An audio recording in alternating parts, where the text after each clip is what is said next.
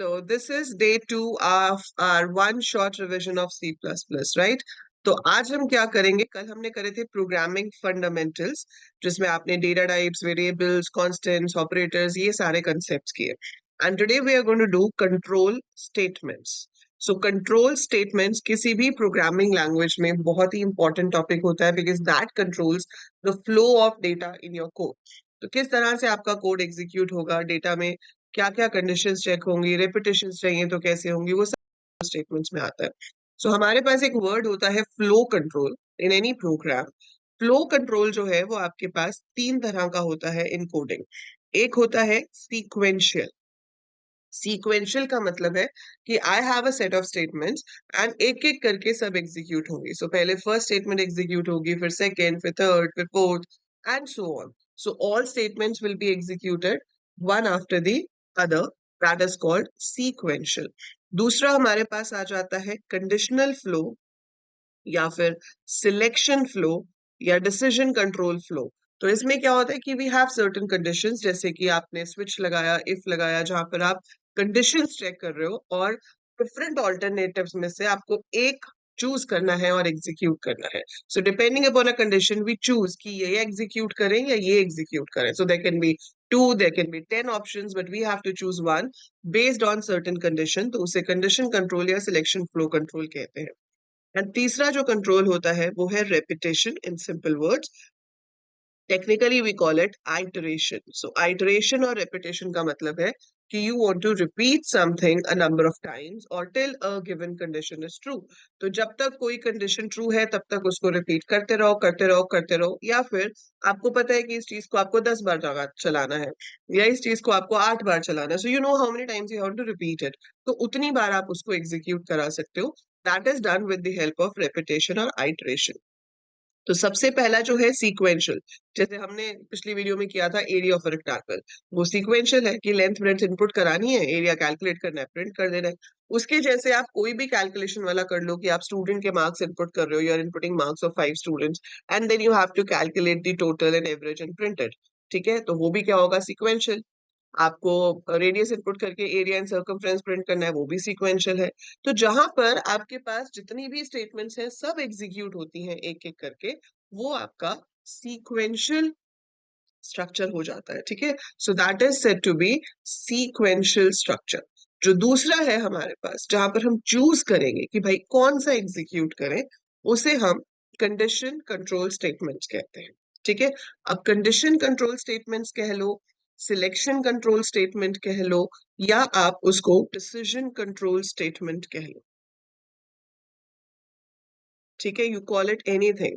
आप इसमें से इसको जो नाम देना है दे सकते हो.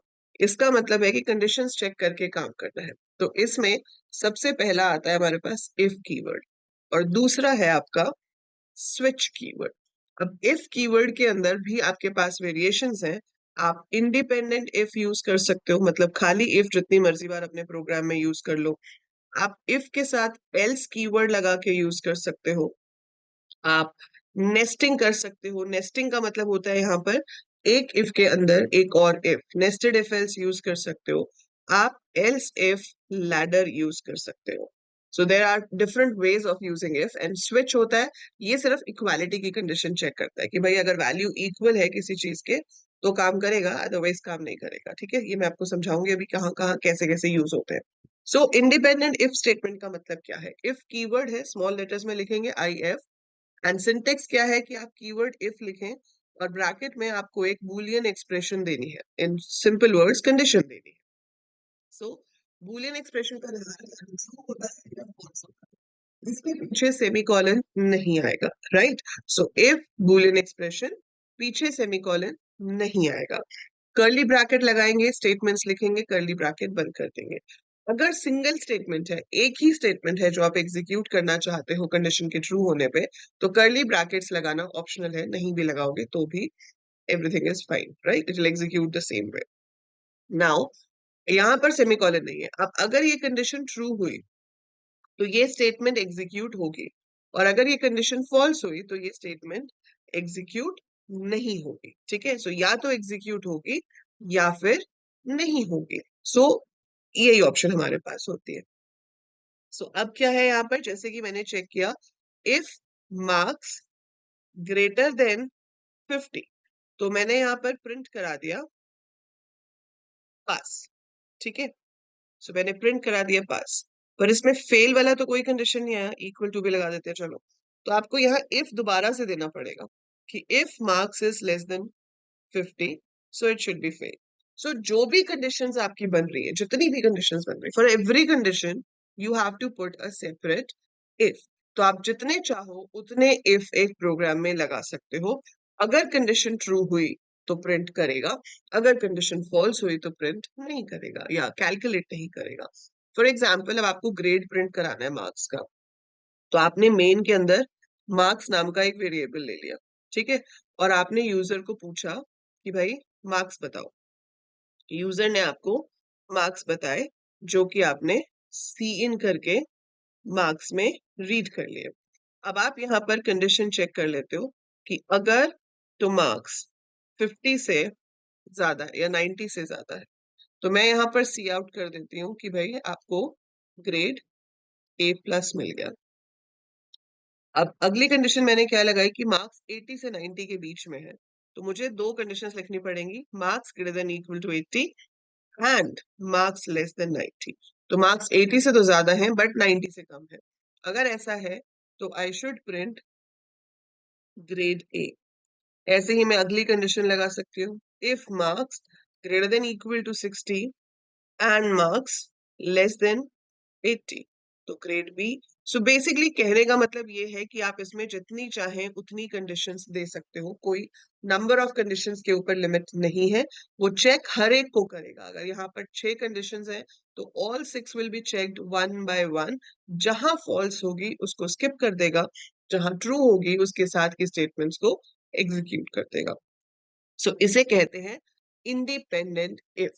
और कई बार ऐसी सिचुएशन होती है कि हमारे पास ऑप्शंस ही दो होती हैं कि भाई या तो ये करना है या ये करना है, और वो एक ही कंडीशन पे डिपेंडेंट है कि अगर कंडीशन ट्रू है तो ये वाला काम करो, अगर कंडीशन फॉल्स है तो दूसरा काम करो। सो जब ऐसी सिचुएशन होती है तो हम कॉम्बिनेशन यूज करते हैं इफ एल्स कीवर्ड का। तो हम इफ कीवर्ड लगाते हैं, इफ के साथ देते हैं Boolean expression that means condition, और सेमीकोलन नहीं होगा पीछे, कर्ली ब्रैकेट्स, एक से ज्यादा स्टेटमेंट्स है तो देंगे, एल्स इसी के साथ आएगा। अब मेक श्योर कि इफ और एल्स के बीच में कुछ और नहीं होता। सो इफ के इमीडिएट बाद आपका एल्स होना चाहिए, और एल्स कीवर्ड के साथ कंडीशन नहीं आती है। ऑलवेज रिमेंबर, कंडीशन हमेशा सिर्फ इफ कीवर्ड के साथ आती है, एल्स कीवर्ड के साथ आप कोई कंडीशन नहीं दोगे। So condition is given with if, there is no condition given with else, right?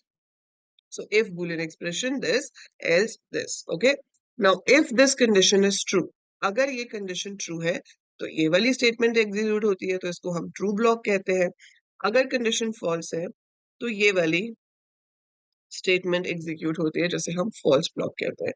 So either this gets executed or this gets executed. So one of the two will be executed. इसका तो simple, अभी जो हमने pass fail वाला किया, या even odd कहते हो आप, कि अगर नंबर 2 से डिवाइड होता है तो वो इवन है, और अगर डिवाइड नहीं होता है तो ऑड है। ठीक है, तो अगर उसको 2 से डिवाइड करके रिमाइंडर आपका 0 आ रहा है तो वो नंबर इवन है, अदरवाइज वो नंबर ऑड है। So that is how we work with if else. So जहां पर एग्जैक्टली दो ही ऑप्शंस हो कि ट्रू है तो ये, फॉल्स है तो ये, वहां पर हम इफ एल्स यूज करते हैं। कभी कभी ऐसा हो जाता है कि भाई एक कंडीशन के अंदर दूसरी कंडीशन की जरूरत पड़ जाती है। सो जब ऐसा हो उसको हम नेस्टिंग ऑफ इफ कहते हैं। तो एक इफ के अंदर एक और इफ आ गया। सो अंदर वाली कंडीशन चेक तभी होगी जब बाहर वाली कंडीशन ट्रू है। जैसे कि आजकल इलेक्शन चल रहा है, ठीक है, अब आप चेक करना चाहते हो कि भाई बंदा पहले तो इंडियन होना चाहिए वोट करने के लिए। So nationality has to be Indian. ठीक है, so if nationality is equal to I, मतलब इंडियन है, तभी आप उससे उसकी एज पूछोगे और फिर एज को चेक करोगे। अगर वो इंडियन ही नहीं है तो हमें एज का क्या करना है ना। तो अगर इंडियन ही नहीं है तो फिर कितने भी साल का हो वो वोट नहीं कर सकता। तो यहाँ पर हम दूसरी कंडीशन दे सकते हैं। सो पहले ये कंडीशन चेक होगी, ट्रू है, तभी उसके अंदर आकर ये वाली कंडीशन चेक होगी। सो इसे कहते हैं नेस्टिंग ऑफ इफ एल्स, जब एक इफ के अंदर दूसरा इफ दे दिया जाए। अंदर वाला इफ काम सिर्फ तभी करेगा जब बाहर वाला ट्रू होगा।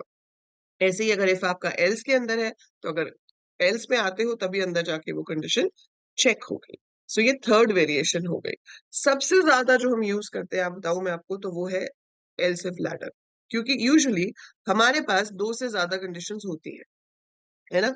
मोस्ट ऑफ द प्रोग्राम्स में आप देखोगे आपके पास दो से ज्यादा कंडीशंस होती हैं, और वो इस तरीके की होती हैं कि भाई अगर पहली ट्रू है तो अगली चेक नहीं करनी, अगर वो ट्रू आ गई तो उससे अगली चेक नहीं करनी।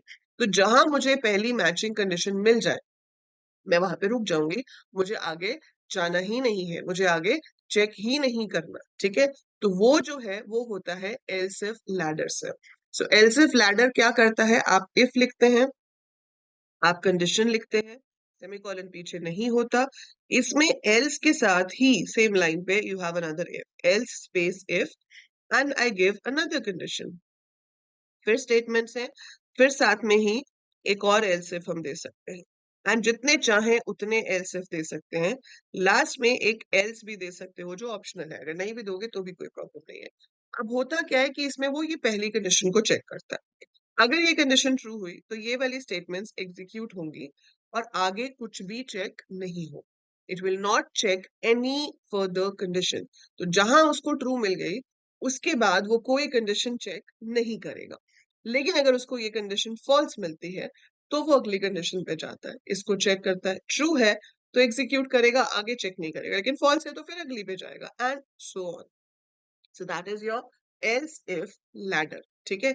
ये आपका एल्स इफ लैडर है। अब जो ग्रेड वाला क्वेश्चन हमने किया था, अगर वो सेम मुझे यहाँ पर करना हो एल्स इफ लैडर से, तो मैंने चेक किया कि भाई अगर तो मार्क्स 90 से ज्यादा है तो ग्रेड जो है वो ए प्लस है, ठीक है। एल्स इफ, एल्स इफ अगर मार्क्स 80 से ज्यादा है तो ग्रेड इज ए।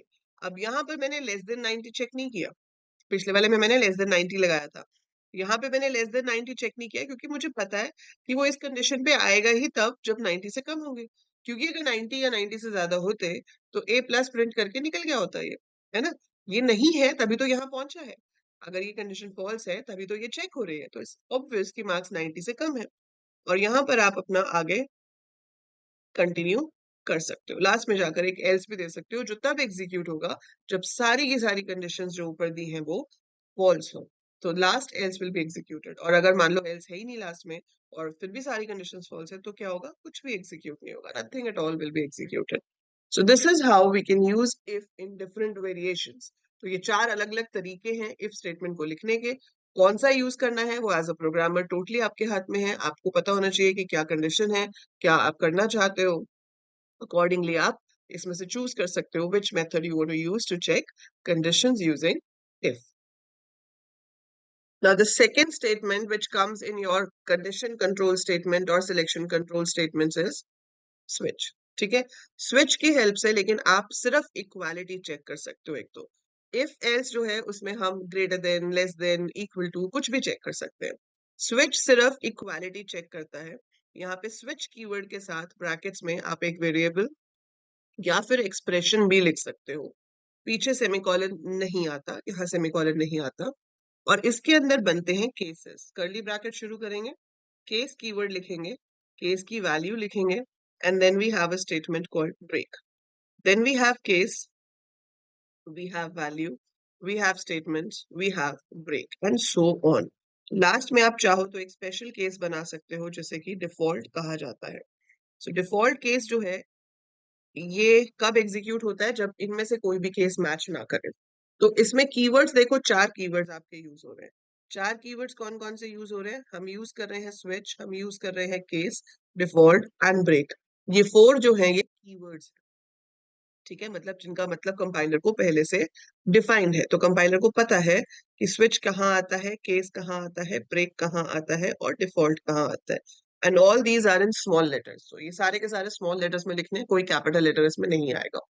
तो आप स्विच के साथ एक वेरिएबल का नाम देते हो, वो चेक करता है कि उस वेरिएबल की वैल्यू इससे मैच कर रही है, अगर इससे मैच कर रही है तो इसकी स्टेटमेंट जो है वो एग्जीक्यूट होंगी। एंड ब्रेक मतलब स्विच से सीधे बाहर आ जाओ, आगे कुछ नहीं करना, ठीक है। ऐसे ही अगर केस की वैल्यू इससे मैच करती है तो इसको एग्जीक्यूट करेगा, एग्जीक्यूट करके ब्रेक सीधे बाहर आ जाएगा। इन केस इस वेरिएबल की वैल्यू किसी से भी मैच नहीं करती है तो जो भी डिफॉल्ट में लिखा होता है वो एग्जीक्यूट हो जाता है। इन केस डिफॉल्ट है ही नहीं क्योंकि डिफॉल्ट ऑप्शनल है, आप चाहो तो डिफॉल्ट केस मत बनाओ, अगर आपने डिफॉल्ट नहीं बनाया है और वेरिएबल किसी से भी मैच नहीं करता, देन अगेन नो आउटपुट, कुछ भी रिजल्ट नहीं आएगा। सो केस वैल्यू के बाद ये साइन है कोलन, टू डॉट्स, सेमीकोलन नहीं है, so it's to dots, to dots, default के बाद भी टू डॉट्स है, और इसके पीछे ना तो कोलन है ना सेमीकोलन, राइट। अब इसमें हम ज्यादातर इसको हम कहाँ यूज करते हैं, मेन्यू ड्रिवन प्रोग्राम्स में। मेन्यू ड्रिवन प्रोग्राम्स मतलब कि अगर यूजर ने 1 प्रेस किया तो ये करो, यूजर ने 2 प्रेस किया तो ये करो, है ना।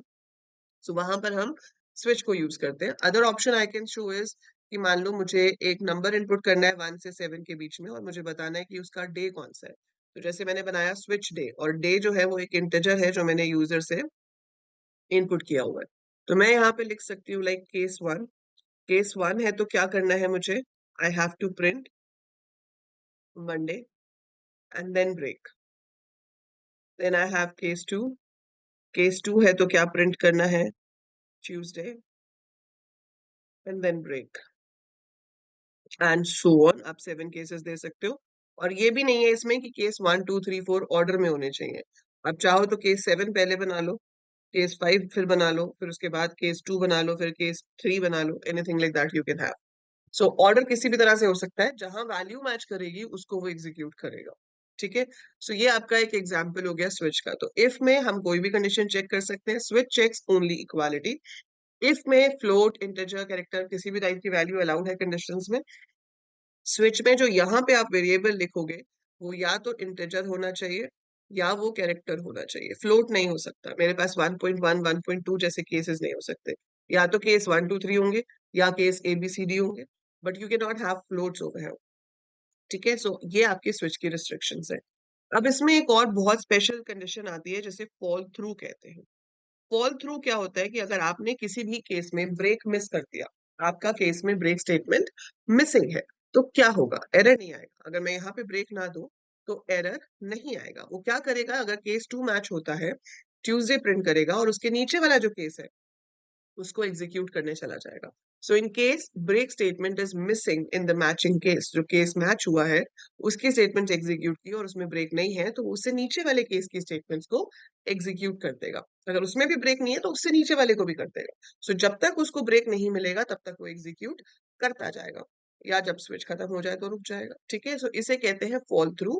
That means if break statement is missing in the matching case, it executes the statements of the following cases till we find a break statement, या आपका स्विच ही खत्म हो जाए। ठीक है। अब जैसे नेस्टिंग ऑफ इफ थी, वैसे ही नेस्टिंग ऑफ स्विच भी होती है। Fine. So nesting of if में क्या था, इफ के अंदर इफ दे सकते थे। नेस्टिंग ऑफ स्विच में क्या है, स्विच के अंदर स्विच दे सकते हैं। We can give a switch statement inside another switch statement also, it is possible. कि जैसे अगर आपने उसको ऑप्शन दी कि press 1 if you want to process rectangle, press 2 if you want to process circle, press 3 if you want to process cone. अब उसने rectangle select किया, केस 1 के अंदर रेक्टेंगल पे आ गए।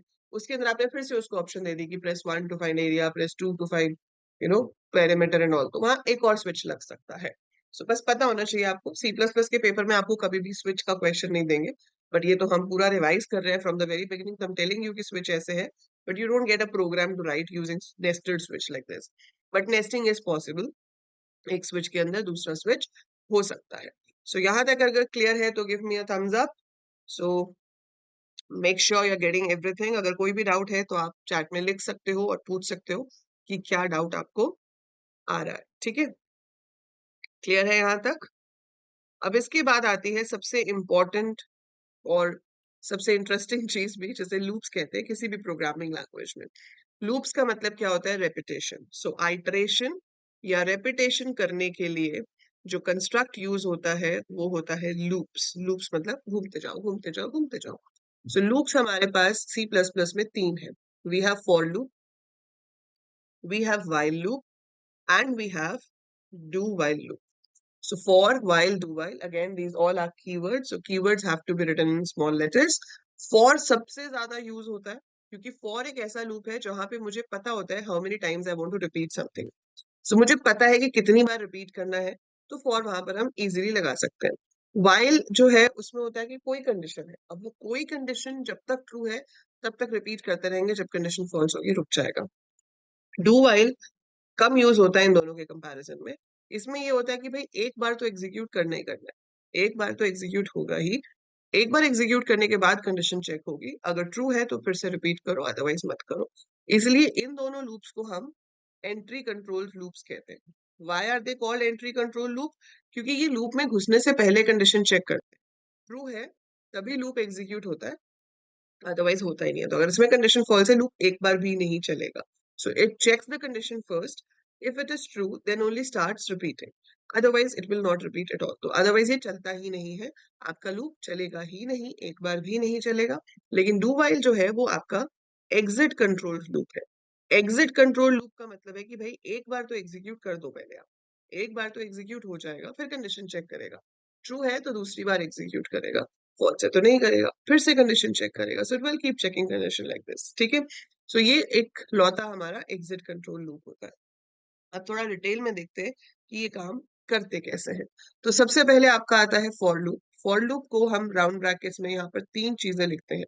हम लिखते हैं इनिशियलाइजेशन, शुरू कहाँ से करना है, कंडीशन, कहाँ तक जाना है finally, and then how much you want to increase और decrease your counter.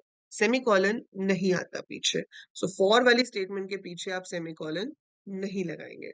Then you write your statement and you close the bracket, ठीक है। सो यहाँ भी वही बात है कि अगर एक स्टेटमेंट है तो कर्ली ब्रैकेट्स स्किप कर सकते हो, एक से ज्यादा है तो हम कर्ली ब्रैकेट्स के अंदर देते हैं, ठीक है।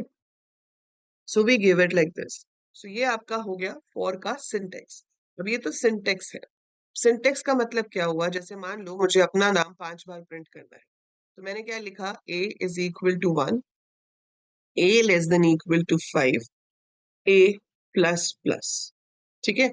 सो a क्या है, 1 है, a less than equal to 5, a plus plus, और इसके अंदर मैंने लिख दिया cout Anjali, and I want to go to the next line every time it is executed. So how does it work? सबसे पहला स्टेप होता है इनिशियलाइजेशन, ठीक है। सबसे पहला स्टेप होता है इनिशियलाइजेशन, फिर होती है कंडीशन। कंडीशन हो गई, कंडीशन के बाद स्टेटमेंट्स एग्जीक्यूट होंगे, स्टेटमेंट्स के बाद जाकर ये इंक्रीमेंट डिक्रीमेंट होता है, और फिर से कंडीशन चेक होती है, और तब तक होती रहती है जब तक ट्रू है। जब फॉल्स होगा it will stop. So how does it start from here, यहाँ से a क्या है, 1, a इज 1, ठीक है। 1 less than equal to 5, true, हाँ ठीक है, अंदर आ गए, अंजलि प्रिंट हो गया। फिर वो यहां से जाएगा इधर a प्लस प्लस। अब यहाँ पर आप चाहे प्लस प्लस a लिखो या a प्लस प्लस लिखो, कोई फर्क नहीं पड़ेगा, क्योंकि ये इंडिविजुअल स्टेटमेंट है, तो इसने a को इंक्रीज करना ही है, चाहे a प्लस प्लस हो या प्लस प्लस a हो। सो यहाँ पर आपके पास जो भी है इंक्रीमेंट होगा, और फिर वो जाके दोबारा से कंडीशन को चेक करेगा कि 2 लेस देन इक्वल टू 5 है या नहीं है, तो फिर से अंजलि प्रिंट हो जाएगा। फिर 3 होगा, फिर से कंडीशन चेक करेगा, फिर से कंडीशन चेक करेगा, और फिर से कंडीशन चेक करेगा, ठीक है। सो जब ये 6 हो जाएगा तो 6 less than equal to 5 is false. Since 6 less than equal to 5 is false, the loop will stop, the loop stops over there. ये आपका आउटपुट आ गया। So that's how repetition is done with the help of for loop. अब इसकी practice बहुत करनी पड़ती है, उसके लिए आपको for loop के बहुत सारे प्रोग्राम्स करने पड़ते हैं। तो जो डिटेल्ड प्लेलिस्ट है आपके पास सी प्लस प्लस की, उसमें बहुत सारे क्वेश्चंस मैंने आपको लूप्स के करवाए, ठीक है। सो वो आपको प्रैक्टिस करने पड़ेंगे। वन शॉट में हम सिर्फ रिवाइज कर सकते हैं कि हाँ लूप लिखते कैसे हैं, लूप का पर्पस क्या होता है, बट एक्चुअल प्रैक्टिस इसकी तभी होती है जब आप इसके बहुत सारे प्रोग्राम्स करके देखते हो, बना के देखते हो, ठीक है। सो ये तो था फॉर लूप का सिंटेक्स। ऐसे ही जो अब आपके पास वाइल लूप है, उसका सिंटेक्स क्या होता है। वाइल लूप में ये सब चीजें अलग अलग हो जाएंगी। इनिशियलाइजेशन हम पहले ही कर लेंगे, मतलब आपके वेरिएबल में इनिशियली कुछ होना चाहिए, और उसके बाद आप लिखते हो वाइल, ब्रैकेट में क्या लिखोगे, कंडीशन, सेमीकोलन नहीं आएगा पीछे, एंड कर्ली ब्रैकेट में स्टेटमेंट्स। एंड याद रख के यहाँ पर हमें इंक्रीमेंट डिक्रीमेंट लिखनी पड़ेगी, क्योंकि अगर नहीं लिखा तो लूप इनफाइनाइट हो जाएगा। देखो कैसे, सबसे पहले इनिशियलाइजेशन हुआ, कंडीशन चेक हुई, स्टेटमेंट्स एग्जीक्यूट हुई, इंक्रीमेंट डिक्रीमेंट हुआ, वापस कंडीशन चेक, चलता रहेगा। तो वही कोड जो मैंने अभी पीछे किया, अगर यहाँ पर करना होता तो मैं a को ले लेती 1, यहाँ पे लगा देती while a less than equal to 5, ये कंडीशन है, सेमीकोलन नहीं आएगा पीछे, आपने सी आउट अंजलि करा दिया, और मान लो मैंने छोड़ दिया, तो क्या होगा, a 1 है, 1 लेस देन इक्वल टू 5 है, अंजलि प्रिंट हुआ। फिर ऊपर आया, ए तो अभी भी 1 है, 1 अभी भी लेस देन इक्वल टू 5 है, फिर से अंजलि प्रिंट हुआ, फिर ए 1 है, भाई ये तो 1 ही रहेगा ना, वो तो बदल ही नहीं रहा। It is still 1. It is still 1 and it is executing again and again. So this becomes an infinite loop क्योंकि condition कभी false हो ही नहीं रही है। So while loop में ये ध्यान रखना पड़ता है कि वेरिएबल कहीं तो जाकर मॉडिफाई हो। अगर आपका वेरिएबल मॉडिफाई ही नहीं हो रहा है, so it will be an infinite loop. So it has to be like this. So ये जो आपका है while loop लिखने का तरीका है। बट ऑब्वियसली जब मुझे पता है कि 5 बार चलाना है तो मैं while loop वहां पे इस्तेमाल नहीं करूंगी, वहां पर मैं for ही यूज करूंगी। But there are other situations, जैसे कि आपको हाईएस्ट कॉमन फैक्टर निकालना है, तो आप चेक करना चाहते हो कि जब तक ए बी से बड़ा है, या जब तक ए मॉड बी जीरो ना आ जाए, मतलब जब तक रिमाइंडर जीरो ना आ जाए तब तक रिपीट करते रहो। तो ऐसी जब कंडीशंस हो जाती हैं तो आपको वहां पर while loop यूज करना चाहिए, ठीक है। But when I know how many times something is going to repeat, the best loop is for loop and you should stay with for loop. बाकी आपकी मर्जी है, एज अ कोडर आपको जो लूप कन्वीनियंट लगता है आप यूज कर सकते हो। तीसरा लूप जो है आपका एग्जिट कंट्रोल लूप, वो है डू वाइल लूप। उसमें भी इनिशियलाइजेशन तो होगी पहले कुछ, फिर डू कीवर्ड आ जाएगा। डू कीवर्ड के बाद हमारे पास यहाँ स्टेटमेंट्स होंगी, इसी के बीच कहीं इंक्रीमेंट डिक्रीमेंट स्टेटमेंट दी जाएगी, और लास्ट में आपके पास आ जाता है व्हाइल, और ब्रैकेट में कंडीशन लाइक दिस, ठीक है। सो इनिशियलाइजेशन हो गई, डू हो गई, statements, increment decrement, while, condition, and this is the only loop जिसके पीछे आप सेमीकोलन लगा रहे हो। तो फॉर के एंड में सेमीकोलन नहीं था, व्हाइल के एंड में सेमीकोलन नहीं था, लेकिन डू व्हाइल के एंड में सेमीकोलन है, और वो एक बार पहले इन स्टेटमेंट्स को एग्जीक्यूट करता है। सो स्टेटमेंट्स आर एग्जीक्यूटेड वंस, और फिर जाकर आपकी कंडीशन चेक होती है। अगर कंडीशन ट्रू है तो दोबारा एग्जीक्यूट करेगा, अदरवाइज नहीं, ठीक है। इररिस्पेक्टिव ऑफ द कंडीशन, तो statements are executed once irrespective of the condition. So condition true हो फॉल्स हो कोई फर्क नहीं पड़ता, एक बार तो एग्जीक्यूट होता ही होता है। बाकी जो काम हमने अभी पहले किया था वो सेम यहाँ पे भी कर सकते हो। अपने ए में 1 ले लिया, डू लगाया, अंजलि प्रिंट किया, यहाँ पर आपने ए प्लस प्लस कर दिया, और फिर यहाँ पर दे दिया while a less than equal to 5। So इसमें भी 5 बार ही आपका नाम प्रिंट होगा। A1 है, एक बार पहली बार प्रिंट हो गया बिना कुछ चेक किए, फिर 2 हुआ तो 2 ट्रू है, तो फिर अंजलि फिर से प्रिंट हो गया, 3 हुआ तो फिर से प्रिंट हो गया, 4 5, जब ये 6 हो जाएगा तो कंडीशन फॉल्स हो जाएगी, तो वो 5 बार ही प्रिंट करेगा। इसमें भी इसमें चेंज सिर्फ देखो तब आता है जब आपके पास कंडीशन पहली बार में फॉल्स है। फॉर एग्जाम्पल, अगर मैंने यहाँ पे लूप लिखा है for a is equal to 7, a less than equal to 5, a plus plus, और इसके अंदर मैंने प्रिंट करा दिया सी आउट कोड। सो क्या होगा, कोड एक बार भी प्रिंट नहीं होगा, क्योंकि ये कंडीशन जब चेक करेगा A7 है, 7 less than equal to 5 is false, तो इसका कोई आउटपुट स्क्रीन पर नहीं आएगा, क्योंकि कंडीशन फॉल्स थी, लूप चला ही नहीं, ठीक है। अगर मैं इसको वाइल से लिख देती तो भी मेरे पास क्या आता, नो आउटपुट। क्यों आता नो आउटपुट, क्योंकि इसमें भी कंडीशन पहली बारी में ही फॉल्स हो जाती है, तो इसका भी नो आउटपुट वाला सीन हो जाता है, ठीक है। बट अगर आप यहाँ पे लिख रहे हो a is equal to 7 do and I have cout code a plus plus, and then मेरे पास यहाँ पर कंडीशन है while a less than equal to 5, तो ये एक बार पहले कोड को प्रिंट करेगा, उसके बाद आपकी कंडीशन फॉल्स हो जाएगी तो वो रुक जाएगा, आगे प्रिंट नहीं करेगा। बट एक बार तो एग्जीक्यूट हुआ, and that is what we are saying. यही तो डिफरेंस है एंट्री कंट्रोल लूप और एग्जिट कंट्रोल लूप में, कि एंट्री कंट्रोल लूप में अगर कंडीशन फॉल्स होती है तो कुछ भी एग्जीक्यूट नहीं होता, जबकि एग्जिट कंट्रोल लूप में एक बार तो एग्जीक्यूट होगा ही होगा, अगर कंडीशन फॉल्स है तो नेक्स्ट टाइम नहीं करेगा। But this is how you write your 3 loops, that is for, while, do while. अब जैसे हमने कहा कि इफ के अंदर इफ हो सकता है, उसे नेस्टिंग ऑफ इफ कहते हैं। स्विच के अंदर स्विच हो सकता है, उसे नेस्टिंग ऑफ स्विच कहते हैं। वैसे ही लूप के अंदर भी लूप हो सकता है, and that is called nested loops. और ऐसा नहीं है कि फॉर के अंदर ही फॉर होगा या वाइल के अंदर ही वाइल होगा, किसी भी लूप के अंदर कोई भी दूसरा लूप हो सकता है। तो अगर आपके पास एक लूप के अंदर दूसरा लूप है, उसे नेस्टिंग कहेंगे। बस उसमें ये ध्यान रखना होता है कि बाहर वाला लूप हमारा एक बार चलता है, लेकिन अंदर वाला लूप उस एक वैल्यू के लिए अपनी सारी आइटरेशंस परफॉर्म करता है। फॉर एग्जाम्पल, अगर मेरे पास ये लूप है, इफ आई हैव दिस, ठीक है, और मैं यहाँ पर प्रिंट करा रही हूँ आई \t j। तो ये कैसे काम करेगा?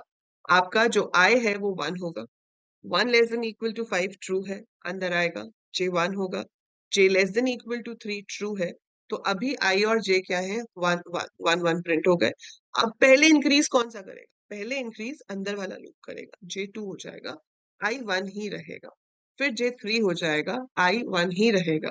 अब जब j 4 होगा कंडीशन फॉल्स हो जाएगी, बाहर आएंगे, i की वैल्यू हो जाएगी 2, so it will be 2 1 2 2 2 3, then we have 3 1 3 2 3 3 and so on, right? So this is how it will go for 4 1 4 2 4 3 5 1 5 2 5 3। so ये पूरा इसका आउटपुट आएगा। so मेन मुद्दा यहाँ पर ये है कि अगर हम एक लूप के अंदर दूसरा लूप देते हैं, so for one iteration of the outer loop, inner loop has to complete all its iterations। इसके एग्जांपल्स क्या हो सकते हैं? Print all prime numbers from 1 to 100, है ना? Print all palindrome numbers from a given range, या फिर वो आपने देखा होगा, आपको ऐसे ऐसे क्वेश्चंस पूछे जाते हैं जिसमें आपको ये सब नंबर पैटर्न्स प्रिंट कराने होते हैं या स्टार पैटर्न्स प्रिंट कराने होते हैं। सो ये सब क्वेश्चंस हम करते हैं to practice the nesting of loops. So we do all these questions ताकि हम नेस्टेड लूप्स को अच्छे से प्रैक्टिस कर सकें। ऐसे बहुत सारे प्रोग्राम्स अगेन सी की डिटेल प्लेलिस्ट में है, and it takes a lot of time to practice these questions, so you can practice it from there. ठीक है, तो ये आप वहां से जरूर प्रैक्टिस कर सकते हैं। बट ऐसे नेस्टेड लूप का जो मेन की है, जो मेन सार है, वो यही है कि जब बाहर वाला लूप एक बार चलेगा, अंदर वाला लूप अपनी सारी की सारी साइकिल्स पूरे करता है, फिर बाहर वाला लूप एक बार इंक्रीमेंट करता है, अंदर वाला फिर पूरे अपने साइकिल्स करता है। सो ये बहुत इंपॉर्टेंट कंसेप्ट है, ये आपको याद रखना है। बाकी सब चीजें इसी के ऊपर बेस्ड आपके नेस्टेड लूप्स में काम कर जाती हैं। ठीक है, अब हमारे पास नेस्टेड लूप हो या नॉर्मल लूप हो, we have some special control statements जो हम लूप में यूज करते हैं। और वो स्पेशल कंट्रोल स्टेटमेंट्स क्या है? वो है आपके पास ब्रेक, कंटिन्यू, और एक स्टेटमेंट होती है go to. Although go to is always recommended not to be use, तो गो टू जो है उसे अनकंडीशनल ब्रांच भी कहा जाता है, एंड इट इज सेड कि हमें इसको कोडिंग में यूज नहीं करना चाहिए, क्योंकि ये बिना कंडीशन के आप अपने कंट्रोल को किसी भी पार्ट में प्रोग्राम के भेज सकते हो, जो कि सेफ नहीं होता है। सो इसलिए कहा जाता है कि गो टू स्टेटमेंट यूज नहीं करनी चाहिए। बट आपको पता होना चाहिए कि गो टू जैसा कीवर्ड कभी सी सी प्लस प्लस में बनाया गया था, although we don't recommend it using। ठीक है, so go to is unconditional branch, जिससे हम किसी भी स्टेटमेंट पे डायरेक्टली जंप कर सकते हैं। ठीक है, पर उससे पहले समझते हैं कि ब्रेक एंड कंटिन्यू क्या करते हैं। आपने अभी ब्रेक यूज किया स्विच के अंदर, जब आपका स्विच में से आपको बाहर आना होता है तो आप ब्रेक यूज करते हो। ऐसे ही ब्रेक लूप्स के साथ भी यूज हो सकता है। अगर आपको एक लूप को बीच में रोक कर बाहर आना है, तो आप ब्रेक स्टेटमेंट का इस्तेमाल कर सकते हैं। जैसे कि मैंने यहाँ पर एक लूप लगाया, a is equal to 1, a less than equal to 10, a plus plus, obviously a is an integer variable declared above। और यहाँ पर मैंने चेक कर लिया कि if a mod 3 is equal to 0, तो ब्रेक कर दो। अदरवाइज हम क्या कर रहे हैं? We are printing the number. So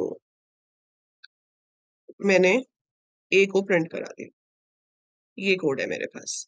if के साथ एक ही स्टेटमेंट थी तो मैंने कर्ली ब्रैकेट्स नहीं लगाई है, बट इसका मतलब ये है कि कंडीशन ट्रू हो तो ब्रेक करो। कैसे काम करेगा? a 1 है, 1 less than equal to 10 true, अंदर आए। 1 mod 3 0 होता है? नहीं। सी आउट ए पे पहुंचेंगे, 1 प्रिंट हो जाएगा।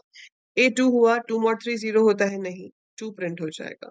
3 mod 3 0 होता है, 3 mod 3 0 होता है। ब्रेक, ब्रेक मतलब लूप से बाहर। सो ब्रेक का मतलब है just come out of the loop, that's it, loop खत्म, आगे काम करेगा ही नहीं। ठीक है, it will stop here, it is not going to work ahead. इसके आगे आपका लूप जाएगा ही नहीं, यहीं पर खत्म हो जाएगा। क्या कहते हैं उसको? ओके टाटा बाय बाय, है ना? सो वो ओके टाटा बाय बाय इसका इधर ही हो जाएगा। पर अगर आपने इसकी जगह पर कंटिन्यू दिया होता, यही सेम कोड होता, एग्जैक्टली सेम कोड, और आपने सिर्फ क्या चेंज किया होता कि जहां पर आपने ब्रेक लिखा है, उसकी जगह पर आप कंटिन्यू कर देते हैं।